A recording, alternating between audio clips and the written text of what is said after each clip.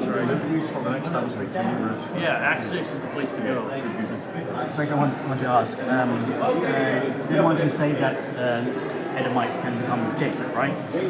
Edomites can become Jacob? Yeah, but maybe saying something like when you had the discussion about when They'll say Edomites are white people, so-called white people. Yeah, there's when he said, if I remember correctly, when he had this question with James White's show, that said that those who start become interested in their views and want to try and be rooted in that, while they can't become Israelites proper, they can become Jacob. Well, like usually, usually Hebrews use Jake as a slang term for a black person who's not aware of their identity. Oh, it's black people. Okay. Usually, Jake is an asleep Israelite. Okay. Because here's the play on the word.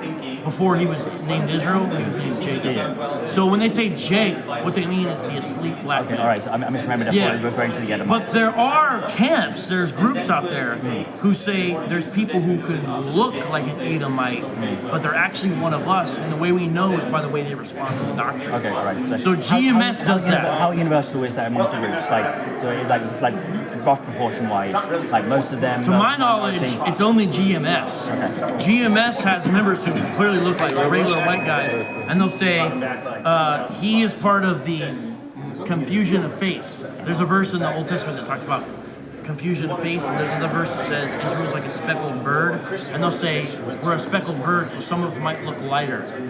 But so they're not in their mind, they're not letting a white person in. Right. They're letting an Israelite in who's been diluted, but they're actually an Israelite.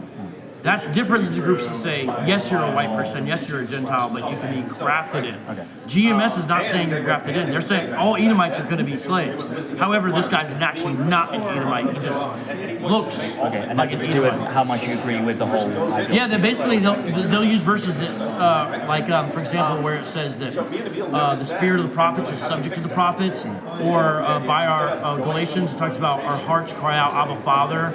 They basically make it like an internal subjecting thing where the person recognizes who they are and the people speaking to them also can recognize it and bring them in.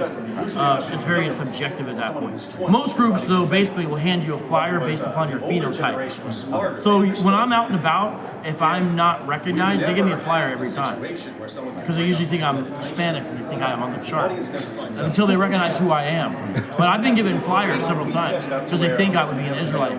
Based upon if I have a hat on and I'm walking around the street, they give me flyers. They also want to say about boots on their neck, right? So almost every group on the corner believes in that in the future, but some of them practice it now. Right. So I'm going to hopefully go to Brixton tomorrow and talk to ISUPK.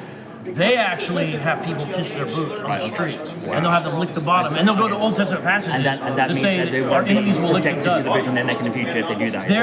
No, that's going to happen either way. Okay, They think it's a righteous Edomite who recognizes their coming slavery. Okay. It's sort of, they view it as a harbinger. Okay, right. It's a harbinger. So they'll have them kiss and lick. And so when they do that, I go to where people bow down to the apostles in the book of Acts. And I say, look, they told people to stand up. We're mere men like you. Are you better than the apostles? You have people licking your shoes? These apostles told people, stand up. They didn't let them. I said, even angels. The angel told John, get up.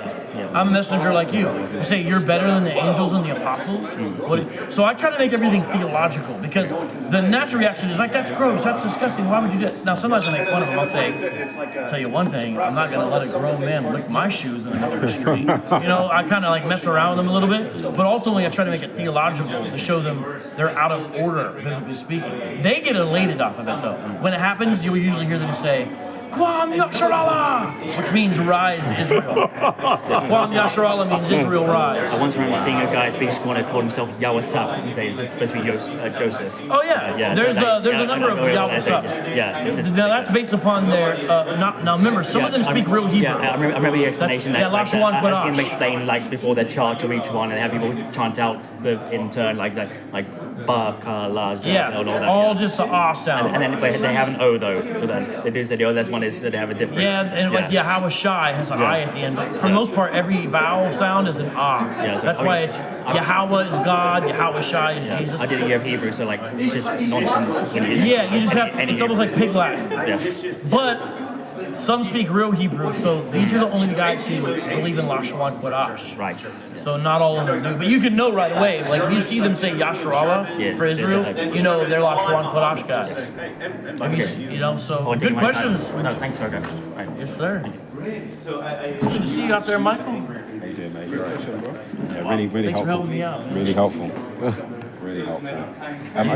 Think so? I think it was good because I don't know a huge amount about Hebrewism. I have a very rudimentary understanding, so that was helpful to just shed a bit more light. What I was going to ask you is, what other resources, aside from your YouTube channel, of course, like books, would you recommend to tackle Hebrew Israelite arguments in theology? There's not a lot. I have a little book. Okay. It's called Barack Obama versus the Black Hebrew Israelites. Right. Okay. It's kind of an easy read. It's a user-friendly introduction. It has intro-level stuff. That's one of the ones. I have a second one that has some chapters on them called Street Level Apologetics. Right. I think I've heard That one is kind of helpful. Okay. It's more like practical tips and has some middle sections about them. And then